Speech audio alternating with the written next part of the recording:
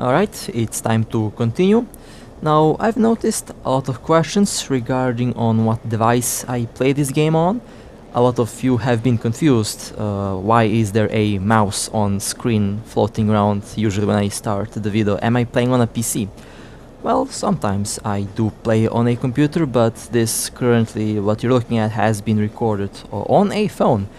Now, I'm using a Poco F3. I believe I did show you the device a couple months ago. I think it was a couple months ago. I might be wrong. In any case, I would like to clear the confusion with this video here. So here is the phone, a huge good old potato as usual, and you can see that the mouse is still on the screen there. I usually start the video like this when I do something on my computer. Then I also like to plug in the mouse. It's easier to change controls on the mouses than to click on the screen. Now, I have to say, this game is really very playable with a mouse and keyboard. I actually prefer mouse and keyboard over the touch controls. And I use this little adapter that I believe I'll have to change very soon, because I see that the front has been bent a little bit. Not quite sure how that happened, but it's pretty old, so most likely will have to be replaced. I can connect a keyboard or mouse or both with this little connector here, and I have to say, overall very useful, and overall did make recording and playing this game a lot easier than only using the touch controls. I also do plan on getting a tablet at one point. Will most likely work as a laptop. Would look like a laptop, because I plan to get a keyboard for it as well, because I feel more comfortable playing the game with a mouse and keyboard, like I did with EVE Online. But overall, so far, don't be confused if... oh, and since I'm already on this topic, I don't have any alts. My corp mates have been receiving some very weird DMs in-game lately. And well, I want to clear that confusion as well. I have no alts, only one account that I play on. However, I do plan on getting some alts, because I believe it would be easier to scan and of course to do some other things. Well then, I guess it's time to continue with the Bhaalgorn. Let me quickly return to the normal screen. Okay, there we go. Alright. Now, as for the Bhaalgorn, well, I did get the new nanocore for it. Currently working on improving the stats, and I can tell you this thing became a lot more tanky. Technically, I can increase the effective hit points around 40%, I believe, so that would leave me at around 585,000 hit points, maybe even over 600,000 hit points.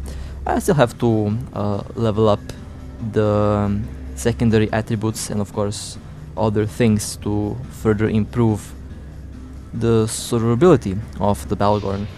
Of course, the Abaddon is still the best ship for tanking.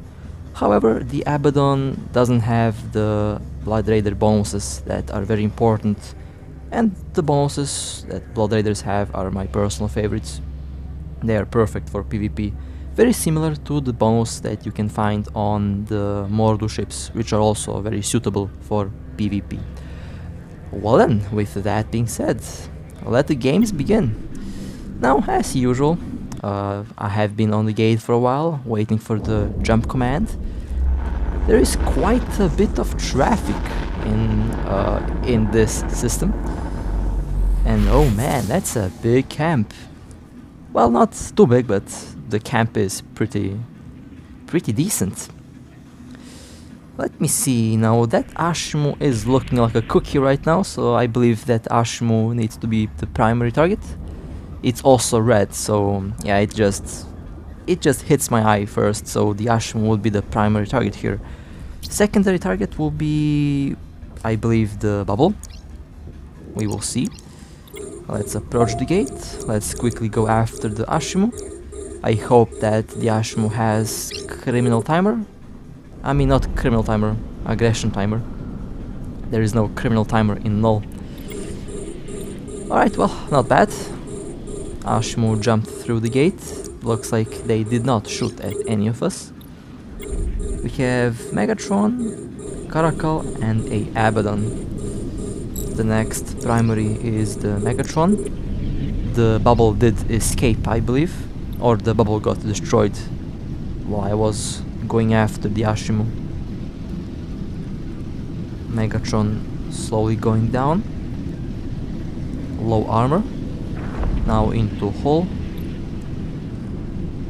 The next target will be the Caracal. Oh, it's only a normal Caracal. I thought that it was at least a Caracal Navy. Okay, I'll go and rush the Abaddon. We'll also try to ram the Abaddon to push the Abaddon away from the gate. This is where this ship is still lacking a lot. Its speed is very bad. Not saying that it's slow, but it's not fast. It's on the slower side. Abaddon losing shields. The Abaddon is one of the best chunks in the game, so I expect a heavily armored Abaddon. I'm also losing shields. I'm close to the gate in case more ships pop in. Abaddon using the good old triple armor plate build, which is very good, very scary. There's the Bellicose cover tops. I have to be careful. I smell a Sino and I smell a capital ship. Well, looks like the Bellicose warped away. Okay then. Let's just be safe and wait for a couple more moments. In case the carrier or dreadnought needs a couple seconds to land. Or maybe I'm just way too paranoid. I guess I'm just too paranoid. The cover tops did warp away. And the Abaddon is not doing too much damage, although I'm holding out quite well. Abaddon is still launching the armor plates. Well then, let's keep on shooting the Abaddon. I'm still on the lookout for a capital ship. The last like 7 or 8 camps brought a couple dreadnoughts and a couple carriers with them, so I have to be careful.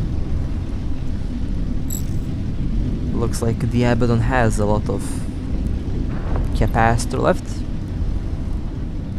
It seems like no capital ship is landing on us. I will go and try to bump the ship away from the gate. Abaddon's armor slowly going down. I believe they are on the armor plate cooldown, which should last for the next... oh, well, here we go. The next armor plate got used. I'm going in for the ram. Should bump the ship away for a little bit.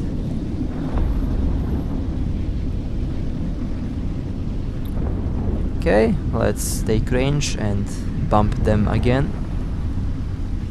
They stopped shooting, so they are preparing to jump through the gate.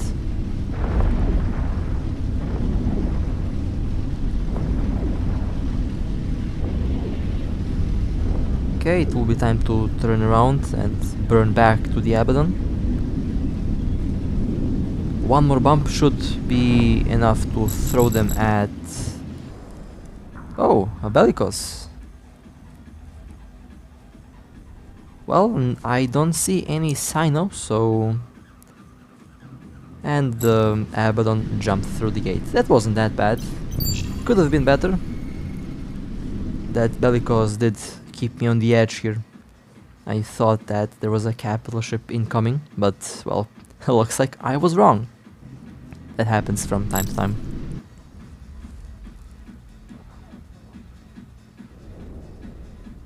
Alright, well, Let's see what will happen here. I have seen a lot of activity. Oh, well, the Abaddon has jumped in, okay. Same Abaddon from before. And the intel also told us that we have a lot of ships on the other end of the gate, so let's just see what happens here. I am going to stay for a bit and see how much damage they will do to me. Abaddon is shooting at my ship. I have 3 armor repairers here. I came prepared this time, although I would really prefer to have plates instead of armor repairers, but I guess for now armor repairers will do. 16 in local, that's a lot of ships. Time to use the 3rd armor repairer. That's a very interesting fleet there. A lot of tier 10 battleships, a lot of big guns have appeared on the gate. And looks like they are doing a lot of damage, so I have to be prepared to jump through the gate at any second. 19 ships in local, alright. 20. Well, I have to say, that's a lot of ships. Time to jump through the gate. They have scratched my hull a little bit, although everything was under control. Just wanted to see how many ships they will drop on the gate, and well, I got my answer. A lot of ships. Well then, let's return to the station. I have to repair that 5% hull that was damaged, and then I can return to the gate and hopefully we'll be able to do something about that massive fleet over there. First they came with 8 ships, now they came with 20 plus ships. That's interesting. Although I have to admit, I should have expected that. I would say it was still a success. None of us died. We all have warped away to safety or jumped through the gate, and well, we were safe. Now, in the meantime, I did try to do some solo hunting in the Bhaalgorn. And I have to say that is something that I have to practice, because I'm very much used to the cruisers, not on battleships. So there is a Dominix lurking around in a mission over there. I have used my cruiser to scan the ship, and now I'm using the Bhaalgorn to go and tackle the Dominix. Should be at 20 to 30 kilometers from the warp-in.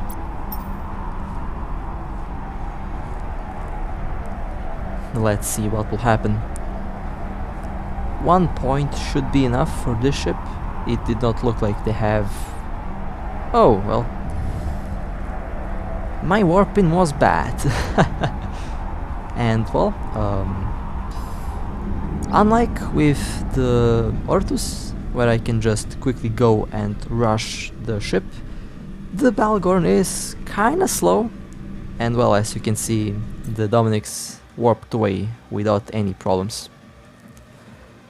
Well then, on to the next target. Dominix 2. Well, I have missed the first Dominix. I'm definitely not going to miss the second one. And well, it's actually the second one, it's Dominix 2, the tier 10 battleship. The last one that I have destroyed was around 6.6 billion ISK, I believe. Was a while ago. This one appears to be... It doesn't have any nanocores, so it might not be a impressive kill, but that's still unknown. They are now into armor. The Dominix can be both a shield tank or a armor tank. I haven't flown one in a while. I guess that might be the next ship that I will fly around. Although currently working on some other projects working on some other ships. Dominix is now in hull.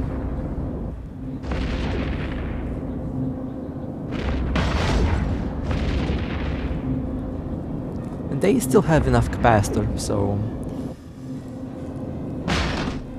actually not quite sure anymore. Their capacitor has to be low at this moment.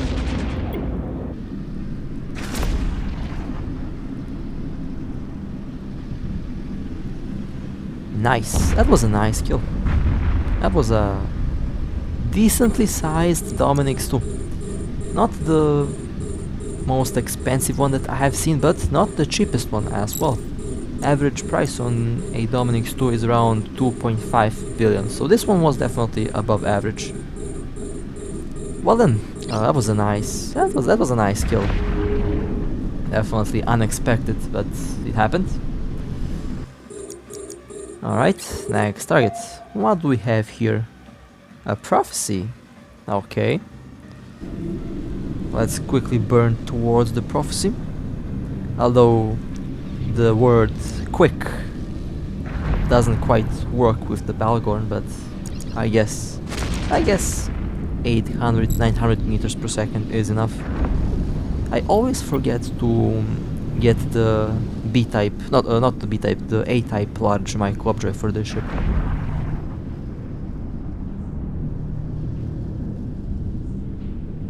I did buy it, but not quite used it yet. I always forget to change the build for a couple weeks now, so yeah, I guess I'll just have to stick with using the one that I have. And that was also a pretty nice kill. Okay, let's return. Actually, I'm already at the gate. No need to return anywhere. I'm already close. Alright, well, a little bit later, and there was quite a local spike here, and of course that interceptor decided to aggro. I did, of course, aggro back, and well, the local spiked. Now what do we have here? Alright, interesting. Interceptors. Ooh, alright. And they aggro. Well then, let's see what kind of fleet this is. It looks to be a faction fleet combined with interceptors. Faction cruisers, faction frigates, and interceptors. A lot of very nice ships. Now, as usual, I will keep on using my good old tactics that so far have been working 100% of time. All of my buddies have warped away. The only one that's currently left is the bubble, although the bubble is very safe, as you can see. Okay, the bubble is in warp and I have jumped through the gate. Well, we did manage to shoot down that one interceptor that landed first, and surprisingly, somehow all of us actually survived that. We took no losses. How did that happen? I have no idea. But that was a unexpected victory. And well, a little bit later, when we returned, well, we have a vigilant. I'm going to go toward them and point them, although I'm still a little bit too far away. My Nosferatu has 40-45 kilometer range, so the capacitor has been already depleted by now. 40 kilometer on the neutralizer as well. And that was a nice kill. Pretty decent. Actually, it was on the... this Vigilant was on the cheaper side, but it was still a faction ship, so it was still a nice kill. Not going to complain about a faction ship. Next target, we have a Battleship, a Raven. Now, at first I thought that this Raven was a bait, so I just informed my corp mates in case anything unexpected happens to warp away. So let's see, is this Raven a bait? You know, we did see a lot of very tanky bait Ravens, a lot of tanky bait Rattlesnakes, a lot of tanky bait Bhaalgorns, so it's normal to be a little bit cautious around battleships that are warping in. But it looks like this Raven wasn't a bait, so I'm glad that that's the case. And that was a nice kill. Another nice battleship has been destroyed. I actually might get a Raven alongside with another Typhoon just for fun. I have some plans and ideas. The tier 9 battleships are actually very cheap now, and you can do some very impressive stuff with them. So I kinda have a couple ideas that I would like to try out. But so far, the Bhaalgorn has been doing the job without a problem. We have another prophecy here. This one unfortunately landed right in my optimal range, so they have been webbed and pointed immediately. You can really notice the damage difference between the laser damage on shields and laser damage on armor. Lasers are perfect for melting shields, but their damage does kinda go down a little bit when you start to shoot the target on armor. That was also a pretty nice kill. You know, we actually made a lot of nice ISK by shooting down all of these ships. Still, one of my main ISK income is PvP, and overall the Bhaalgorn did contribute to that a lot. I actually have more ships destroyed in ISK on the Bhaalgorn than on the Ortus. That's because the Bhaalgorn is not good at shooting down smaller targets. I don't get all juicy cruiser kills, but I do get most battleships, most battlecruisers. In some cases, I did get a lot of faction cruisers for some reason. But overall, I have more ships destroyed in ISK on the Bhaalgorn than on the Ortus, which is kind of funny because on the Ortus I have a lot of kills. I kind of stopped counting, over 1,000 for sure. Would actually like to have would actually be funny to have over 1,000 Killmarks on the ship that you can actually see. Kinda pointless to count above 999 because it doesn't get... you cannot like see the kill. Of course you can go and take a look in the combat log, but it's nowhere to be found on the ship. And that's okay. I had a blast flying the Ortus, the most successful cruiser that I have ever flown. Who knows when that will be surpassed. And of course that was also a nice ship that we have shot down here while I was busy talking about the Ortus. You know, as usual, I get carried away talking about that ship. Well then, that was a nice run. We all had a good time. We had some pretty nice kills, survived some interesting fleets, and of course survived some interesting attempts to smash our camp. Well, in any case, hope that you enjoyed. Can't wait to actually hit the maximum Killmark count on the Bhaalgorn. It should happen very soon, I believe. It's really hard to see the Killmarks on Blood Raider ships. They're small, and well, basically the camouflage pattern makes it very difficult to see. Might show them with the new nanocore if I decide to go with a custom look. Well then, with that being said, hope that you enjoyed. Stay safe, fly safe, and as always, I'll see you next time.